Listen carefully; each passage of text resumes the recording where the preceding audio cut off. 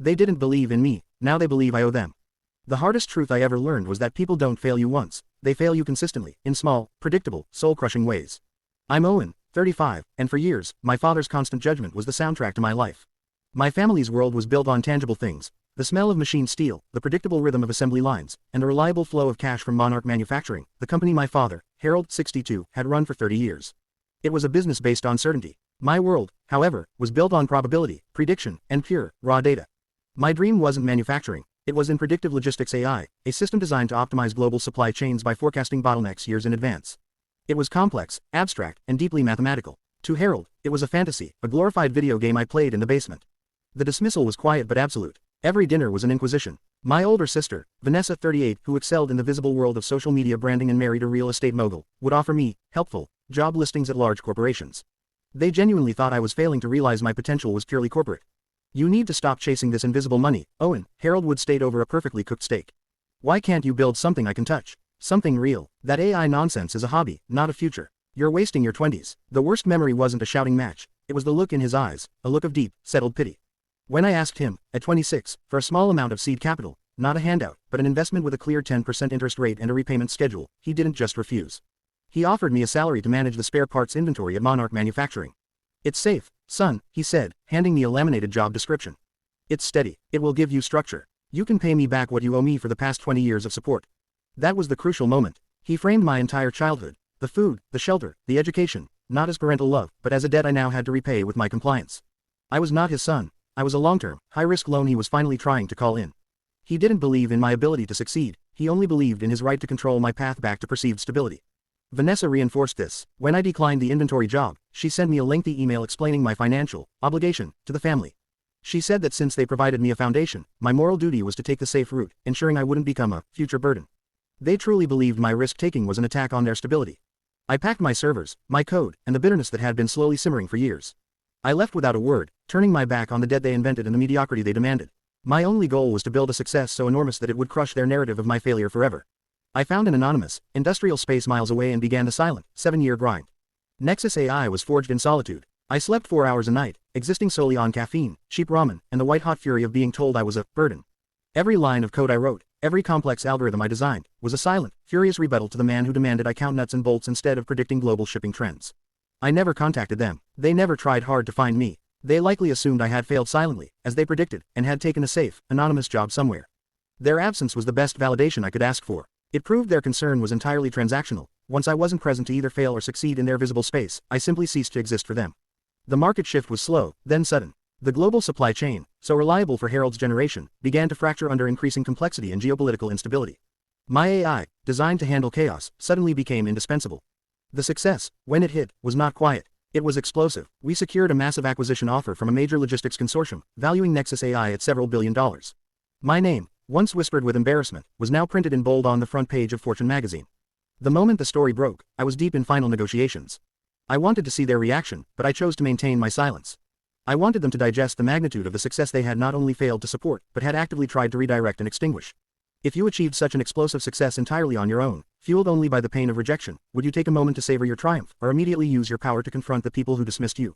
When I finally checked my voicemail, a task I put off for 3 days, the contrast was stunning. The first few messages were frantic, panicked attempts by Harold and Vanessa to reach me. The later messages, recorded after they had processed the valuation number, were nauseatingly saccharine. Vanessa's voice, usually crisp and controlled, was breathy with forced emotion. "Oh, Owen, my brilliant baby brother. We are just so overwhelmed with pride. Daddy and I were just saying how you always had that spark. We're telling everyone that your unique background in the family business taught you the importance of structure, and that's why you're so successful." Structure. The inventory job he offered me. She was instantly rewriting history, retrofitting my failure into their narrative of my success. She wasn't proud of me, she was proud of the convenience my success offered her social standing. Harold's call was the most insidious. He didn't apologize for his past disdain. Instead, he simply started operating under the assumption that my billions were now a shared family resource. "We need to talk about tax structuring, Owen," he demanded, his voice now booming with paternal authority, not pity. "This is family money, and it needs to be protected. You know Monarch Manufacturing is struggling with logistics costs. I think a significant investment from your side, say, 20% of your liquid assets, is the correct, filial move to secure the family legacy." He wasn't asking, he was commanding. He genuinely believed that because he had sheltered me for 18 years, a baseline requirement of parenting, he was entitled to leverage my hard-won success to save his outdated business. The implicit belief was clear. I owed him for my childhood, and the payment was my fortune. This realization was the true sting of my victory. The goal was to prove my worth, their goal was merely to prove their claim over me. They didn't believe I could succeed, but now that I had, they believed the success belonged to them. I chose to meet them, but on my terms. I didn't go to their pristine suburban home. I invited them to my new headquarters, a gleaming, minimalist tower of glass and steel. I made them wait for 45 minutes in the reception area, watching my highly efficient, high-profile staff move with purpose.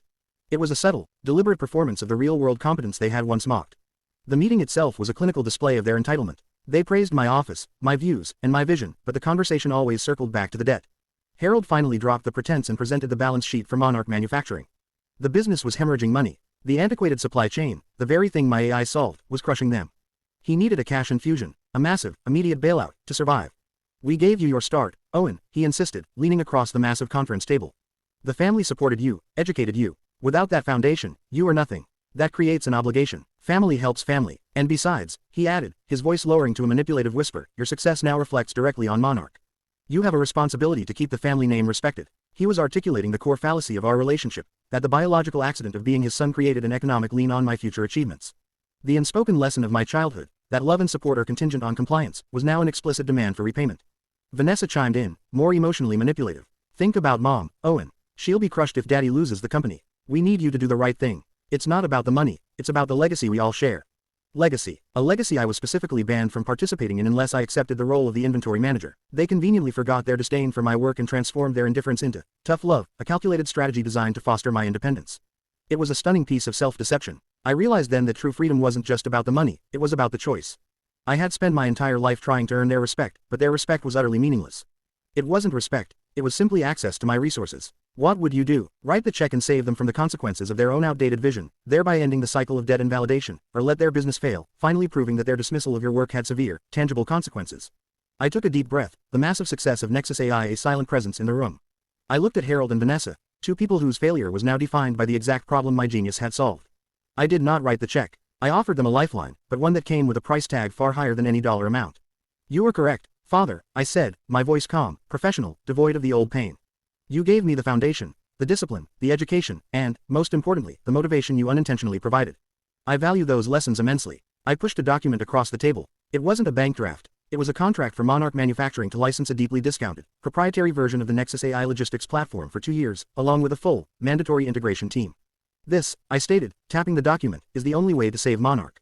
Not capital, but the technology you despised. It's the only asset I offer. I looked directly at Harold. The condition is this: I will not invest a dime of liquid capital.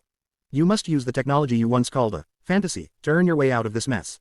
And I demand a complete, written corporate apology to be placed in the company records, acknowledging that the initial business model of Monarch was flawed due to a failure to predict industry shifts, and that the only viable solution came from the technology you dismissed. The look on Harold's face was total defeat. He had to choose between his pride in his old world certainty and the survival of his company. He had to publicly acknowledge the superiority of the son he called a failure. It was the highest price I could extract, not financial, but emotional and intellectual. He signed. Vanessa watched, her opportunistic facade finally crumbling into genuine despair. They had come to collect a debt. They left owing me their intellectual future and their pride. I walked out of that room a different man. The millions I made were merely collateral. The true wealth was the self-validation I had earned. The life lesson was stark and clear. You can never earn the approval of people who are determined not to see you. The pursuit of their validation was the emptiest pursuit of all. True freedom only arrived when I chose my own value, divorced from their transactional ledger. I look at the skyline now, a self-made man, financially secure, but emotionally richer because I finally understand the difference between earning your success and paying for approval. I want to know what you think. Was forcing him to accept the AI solution the ultimate victory, or should I have simply walked away and let the toxic cycle end? Let me know your opinion in the comments, and don't forget to like, share, and subscribe.